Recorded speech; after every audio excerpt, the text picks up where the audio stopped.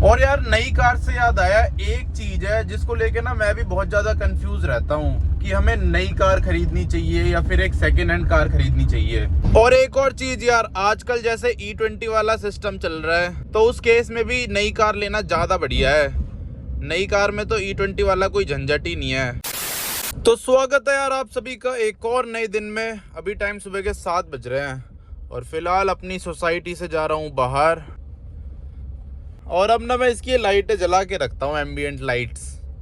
अब बढ़िया लगता है इसको चलाने में, एम्बियंट लाइट जला के कुछ नई सी कार लगती है। वैसे तो ले नहीं पा रहा मैं नई कार, लेकिन कम से कम इसको जला के थोड़े मजे तो ले लूँ नई वाली कार के। जैसे फोन में टेम्पर चेंज करा के, कवर चेंज करा के थोड़ा फील आता है ना कि नया फोन हो गया, ऐसे ही आ रहा है इसमें एम्बियंट लाइट जला के। और यार आज दिल्ली का मौसम काफ़ी ज़्यादा बढ़िया हो रहा है, ये देख लो। नहीं तो अभी तक ना धूप निकल जाती है, पर आज धूप भी नहीं निकली और हवा भी चल रही है काफ़ी ज़्यादा तेज। और यार नई कार से याद आया, एक चीज़ है जिसको लेके ना मैं भी बहुत ज़्यादा कंफ्यूज रहता हूँ कि हमें नई कार खरीदनी चाहिए या फिर एक सेकेंड हैंड कार खरीदनी चाहिए। क्योंकि मान लो कोई इंसान सेकेंड हैंड कार खरीदने जाता है, 2 लाख की तो वो खरीदता ही है, वहीं 2 लाख डाउन पेमेंट करके वो एक नई कार भी खरीद सकता है, जैसे अल्टो वगैरह, एस्प्रेसो, वैगनार। इतनी डाउन पेमेंट में ये वाली गाड़ियाँ आपको आराम से मिल जाएंगी। इससे बड़ी भी मिल सकती है, वो सिविल स्कोर के ऊपर डिपेंड करता है मेरे हिसाब से, पर ये तो मिल ही जाती है 2 लाख रुपए की डाउन पेमेंट में। अल्टो भी मिल जाएगी, वैगनार भी मिल जाएगी और एस्प्रेसो भी मिल जाएगी। वैसे अभी के टाइम पे जो सबसे सस्ती कार चल रही है ना मार्केट में, वो एस्प्रेसो है, उसके बाद अल्टो है, ऑल्टो K10। वैसे इंजन दोनों में सेम है, एस्प्रेसो में भी सेम इंजन मिलता है, अल्टो में भी सेम इंजन मिलता है, 1000 सीसी का 3 सिलेंडर। लेकिन हाँ, एस्प्रेसो में ना आपको 2 एयरबैग मिलते हैं, वहीं जो अल्टो है K10 उसमें बेस मॉडल से ही आपको 6 एयरबैग्स मिल जाते हैं। तो एक ये चीज़ अल्टो की थोड़ी ज़्यादा अच्छी है सेफ्टी के मामले में।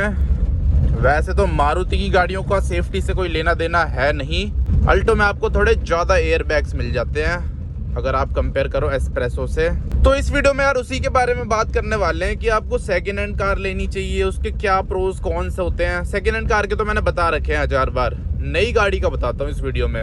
अगर आप नई कार खरीदते हो अपने लिए तो उसके आपको क्या क्या फ़ायदे नुकसान देखने को मिलते हैं। तो नई गाड़ी का पहला फ़ायदा तो ये होता है कि आप अपने मन के हिसाब से कलर चूज़ कर सकते हो, वेरिएंट चूज़ कर सकते हो। सेकेंड हैंड में ये ऑप्शन थोड़ा हट जाता है इंसान के पास से। सेकेंड हैंड में तो कंडीशन पे डिपेंड करता है, बहुत बार ऐसा होता है जो कलर आपको चाहिए नहीं वो अच्छी कंडीशन में मिलती है तो आपको लेनी पड़ जाती है। लेकिन ब्रांड न्यू में ऐसा नहीं है, उसमें तो जो कलर आपको चाहिए, वाइट, ब्लैक, रेड, वो आप ले सकते हो।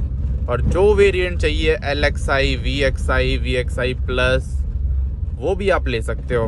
मारुति में मेरे हिसाब से सेकंड बेस जो वेरिएंट होता है, चाहे उनकी कोई सी भी कार हो, वो ज़्यादा सही लगता है मेरे को, क्योंकि उसमें सारी चीज़ें मिल जाती है ज़रूरत की। ऐसा नहीं होता कि गाड़ी लेते ही आपको मॉडिफिकेशन की ज़रूरत पड़ जाए म्यूज़िक सिस्टम लगाने के लिए। सेकंड बेस में आपको म्यूज़िक सिस्टम भी मिल जाता है ठीक ठाक सा, आप काम चला सकते हो 5-6 महीने, या चलाने वाले तो ज़िंदगी भर भी चला लेते हैं। पर ये है कि जो सेकंड बेस है वो ठीक लगता है मेरे को। बेस में तो कुछ भी नहीं आता। बेस तो ये है कि लेते ही आपको मॉडिफिकेशंस करानी पड़ेंगी उसमें, जो LXI होता है। एक इनका स्टैंडर्ड भी आता है, पर उसमें तो AC नहीं होता, वो तो टैक्सी वैक्सी के लिए ठीक है और पहाड़ों के लिए ठीक है। दिल्ली के हिसाब से सबसे बेस मॉडल LXI है। और नई कार में ना एक और फ़ायदा होता है, सेकेंड हैंड मार्केट में जितने में आपको टॉप मॉडल मिल रहा होगा ना, जैसे अल्टो का टॉप मॉडल है वो मिल रहा होगा, उतने ही पैसों में आपको ब्रांड न्यू अल्टो मिल जाएगी, लेकिन बेस मॉडल। और अल्टो की रीसेल वैल्यू भी ज़्यादा है तो इसलिए महंगी पड़ जाती है सेकेंड हैंड भी, अगर आप 1-2 साल पुरानी अल्टो लेते हो तो। अल्टो के तो 1 साल भी बचे होते हैं जब भी वो 1 लाख के आसपास में चली जाती है। सुबह के टाइम कितना ज़्यादा मज़ा आता है कार चलाने में। रोड एकदम खाली खाली हो रखे हैं, दिन में तो भर जाते हैं रोड। ये देखो अंकल खाना खिला रहे हैं कुत्तों को, डिस्कवरी में आ रखे हैं। अमीर लोगों के यार दिल बहुत बड़े होते हैं, पर यहीं अभी कोई गरीब खाना खिला रहा होता ना तो नहीं बोलता मैं गरीब लोगों का दिल बहुत बड़ा होता है। थोड़ा थोड़ा यार डिफरेंस हो ही जाता है। कोई रोल्स रॉयस से उतर के कुत्तों को खाना खिलाए तो ज़्यादा अच्छा लगता है, और वहीं कोई स्प्लेंडर में आके कुत्तों को खाना खिलाए तो ऐसा नॉर्मल सा लगता है। ऐसा लगता है कि इसका खाना बच गया होगा इसलिए खिला रहा है। पर क्या कर सकते हैं यार, इंसान का दिमाग ऐसे ही चलता है। अब आपको बताता हूँ अगला फ़ायदा जो आपको ब्रांड न्यू कार पे मिलेगा।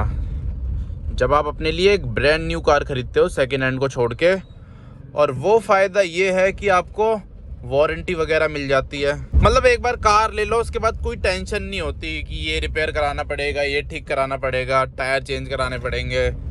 वारंटी में होता है सारी चीज़ें 4-5 साल के लिए। 4-5 साल अपना मस्त कार को चलाओ टेंशन फ्री होके, बस पेट्रोल डलाओ, सर्विस कराओ और चलाते जाओ। वहीं सेकेंड हैंड कार में रिपेयर्स आते रहते हैं कुछ टाइम बाद, क्योंकि बहुत सारी चीज़ें कार में ऐसी होती है वियर टियर होती रहती है, खासकर 50,000 किलोमीटर चलने के बाद तो खर्चे आते ही रहते हैं। जो नई कार है वो भी जब 50,000 पार करेगी तो उसमें भी खर्चे आते रहेंगे। तो खर्चे तो आते ही हैं कारों में, क्योंकि वो पार्ट्स हैं, वियर टियर हो जाते हैं चलते चलते। अब जैसे क्लच प्लेट है, ऐसा तो है नहीं ज़िंदगी भर क्लच प्लेट चलती रहेगी, वियर टियर होगी ही, चेंज करानी पड़ेगी, ब्रेक पैड चेंज कराने पड़ेंगे। ऐसी बहुत सारी चीज़ें होती है, बहुत सारी क्या सारी ही चीज़ें ऐसी होती है, सारी चीज़ें वियर टियर तो होती ही है। और एक और चीज़ यार, आजकल जैसे E20 वाला सिस्टम चल रहा है तो उस केस में भी नई कार लेना ज़्यादा बढ़िया है।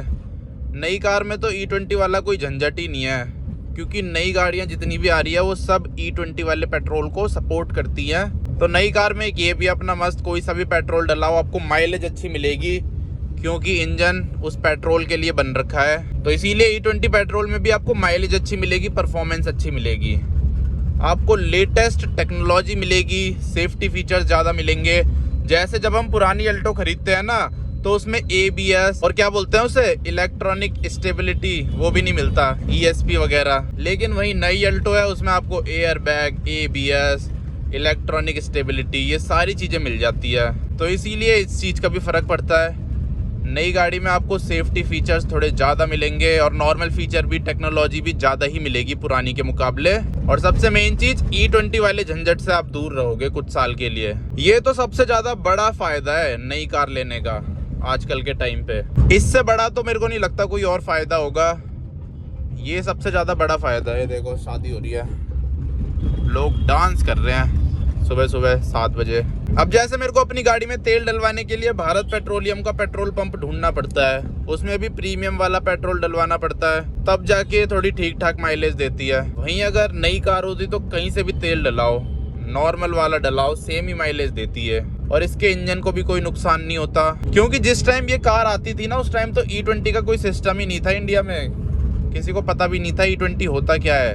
और कंट्रीज में तो शायद था लेकिन इंडिया में नहीं था। तो ये गाड़ियाँ प्योर पेट्रोल में चलने के लिए बनाई गई है। अब इसमें आप 20% गन्ने का जूस मिला दोगे तो कुछ ना कुछ नुकसान तो होगा ही होगा, ऐसा तो है नहीं कि कुछ भी नुकसान नहीं होगा। वो सब बोलने की बातें हैं, पर नुकसान तो होगा ही होगा 100%। सुबह के टाइम यार कितने ज़्यादा मस्त रहते हैं दिल्ली के रोड। अपना मस्त कार चलाओ, गाने सुनो गाड़ी में, मज़ेदार हो रखे हैं इस टाइम तो रोड। सीधा चलता हूँ।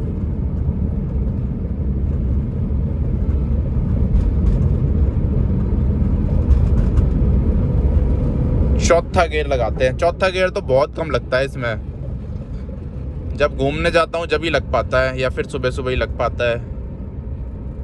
अब जैसे आज लग गया।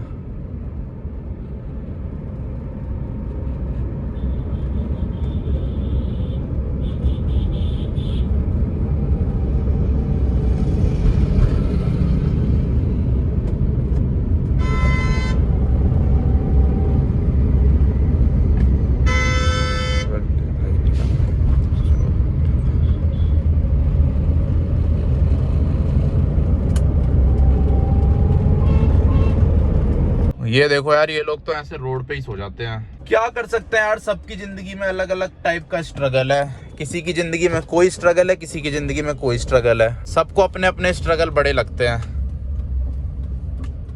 किसी को अपना स्ट्रगल छोटा नहीं लगता। ये देखो CNG पंप भी बंद पड़ा है, पता नहीं क्यों।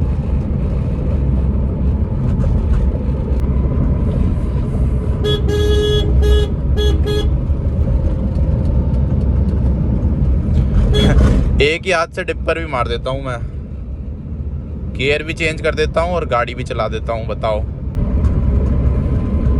मजा तो है यार सुबह गाड़ी चलाने का। तो अब यार नैनो को लेके पहुंच चुका हूँ अपनी सोसाइटी में, और देखो आज यहाँ पे कुछ काम चल रहा है। पता नहीं किस चीज का काम है, डंडे डंडे से लगा रखे हैं, कुछ ना कुछ तो चल रहा है, पता नहीं क्या है, बाद में ही पता चल पाएगा। तो अब फिलहाल यार मैं अपनी बाइक लेके जा रहा हूँ। और देखो यार, ये जो मेरी बाइक है ना, ये ब्रांड न्यू मैंने ख़रीदी थी, और ये नैनो मैंने सेकेंड हैंड ख़रीदी है। सेकेंड हैंड भी नहीं है, ये तो फोर्थ हैंड है। अब मैं आपको अपनी बाइक के एग्जांपल से बताता हूँ। देखो, बाइक मैं चाहता तो 30-40 हज़ार रुपये की सेकेंड हैंड भी ले सकता था। मतलब 20 हज़ार से स्टार्टिंग हो जाती है सेकेंड हैंड बाइकों की, 20, 30, 40, 50। लेकिन वही है, उसमें वो टेक्नोलॉजी, ब्रांड न्यू वाला फील, E20 वाला पेट्रोल का सपोर्ट नहीं मिल पाता मेरे को, इसीलिए मैंने ये ब्रांड न्यू ली। तो ऐसी सेम सिस्टम कार के साथ भी है। अगर आपके पास है पैसे तो मेरे हिसाब से ब्रांड न्यू पे ही जाना चाहिए। इसमें कोई टेंशन ही नहीं होती, दिमाग में ना बिल्कुल भी वो नहीं आता। अब जैसे नैनो को लेके मैं घूमने जाता हूँ, वैसे वो चली जाती है, कोई दिक्कत नहीं होती। लेकिन दिमाग में ना कहीं ये रहता है कि कहीं रास्ते में बंद ना हो जाए, खड़ी ना हो जाए। वो कॉन्फिडेंस नहीं आ पाता सेकेंड हैंड कार में। वहीं ब्रांड न्यू में ये कॉन्फिडेंस रहता है कि ऐसे बंद तो नहीं होगी रास्ते में। खासकर अगर आपके पास एक रिलायबल गाड़ी है तो। कई ब्रांड तो ऐसे हैं जिनकी नई गाड़ियाँ भी बंद हो जाती है रोड पे, तो वैसे ब्रांड मत लेना, थोड़े जो रिलायबल होते हैं वो लेना। अब जैसे ये बाइक होंडा की है, तो होंडा तो जाना जाता है अपनी रिलायबिलिटी के मामले में। होंडा की कार हो चाहे बाइक हो, बाइक में वैसे ज़्यादा माना जाता है।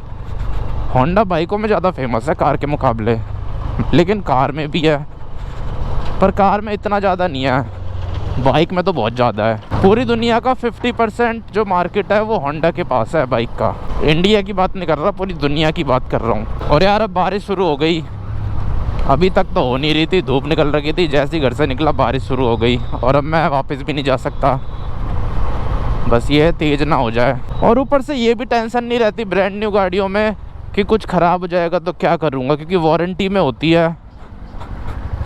ये रही होंडा की कार, होंडा सिविक। हाँ, तो वारंटी गारंटी रहती है, सर्विस फ्री मिलती है स्टार्टिंग की, तो बहुत ज़्यादा बढ़िया सा लगता है। मतलब ब्रांड न्यू का फील यार अलग ही है। ऊपर से ये वाली बाइक जो है, ये तो रोड पे भी बहुत ज़्यादा कम दिखती है, तो लोग ना बहुत ज़्यादा देखते हैं, पूछते हैं बाइक के बारे में, कितने सीसी की है, कितने की है। और जब मैं इसका प्राइस बताता हूँ तो उनको ऐसा नहीं लगता कि मैंने महंगी ख़रीद ली, बोलते हैं ठीक है लुक के हिसाब से। तो बाकी इसमें 125 सीसी का इंजन है जो शाइन में आता है, SP 125 में आता है। इसीलिए यार मेरे हिसाब से अगर आप कर सकते हो ना, तो जो बजट आपने सेकेंड हैंड कार के लिए ले रखा है उसकी डाउन पेमेंट करो और एक ब्रांड न्यू कार उठा के ले आओ। और कोशिश करना ऐसी कार खरीदो जिसकी रीसेल वैल्यू भी अच्छी हो। कार यार ऐसी लेनी चाहिए जिसकी रीसेल वैल्यू सही मिले। भले ही आप ये सोच के ले रहे हो कि पूरे 15 साल रखूँगा, लेकिन फिर भी ऐसी कार लेना जिसकी रीसेल वैल्यू अच्छी हो। उसे आप 14 साल भी चलाओगे ना, और जब उसका 1 साल बचा होगा तब भी वो आपको अच्छे पैसे दे के जाएगी। अब एग्जांपल के लिए यार अल्टो देख लो, वैगनार देख लो, 1-1 लाख रुपए की बिक्री है जिनके 1-1 साल बचे हैं। और इस बाइक में इथेनॉल वगैरह का भी कोई झंझट नहीं है, इथेनॉल को ये अच्छे से सपोर्ट करती है, ऊपर से माइलेज भी बहुत तगड़ी देती है, ABS वगैरह सब मिल जाता है। मतलब वही है, लेटेस्ट टेक्नोलॉजी मिल जाती है। वहीं मैं 30-40 हज़ार रुपये की सेकेंड हैंड बाइक लेता तो ABS वगैरह नहीं मिलता उसमें, E20 का सपोर्ट नहीं करती, LED लाइट्स वगैरह नहीं मिलती, पुरानी सी बाइक लेके घूमता जगह जगह। अभी ये ब्रांड न्यू प्रोडक्ट लेके घूम रहा हूँ, कोई फालतू खर्चा नहीं होता, बस पेट्रोल डलाओ, सर्विस कराओ और चलाते जाओ। और इसमें अपनी मनपसंद का मैंने कलर लिया है, सेकेंड हैंड में कलर भी अपनी मनपसंद का नहीं ले सकते। तो आई होप यार आपको समझ आ गया होगा सेकेंड हैंड गाड़ी में और नई गाड़ी में क्या डिफरेंस होता है और आपको कौन सी लेनी चाहिए। दोनों ही ठीक है अपनी अपनी जगह। अगर आपका बजट एकदम ही टाइट है, आप कुछ नहीं कर सकते, और फिर तो सेकेंड हैंड ही ले लो। लेकिन अगर कर सकते हो आप तो ब्रांड न्यू पे जाना ज़्यादा बढ़िया है। मतलब आपको कभी रिग्रेट नहीं होगा कि आपने नई गाड़ी क्यों ख़रीद ली। खासकर अगर आपका प्लान लंबा रखने का है गाड़ी को, तो और ज़्यादा बढ़िया है ब्रांड न्यू लेना।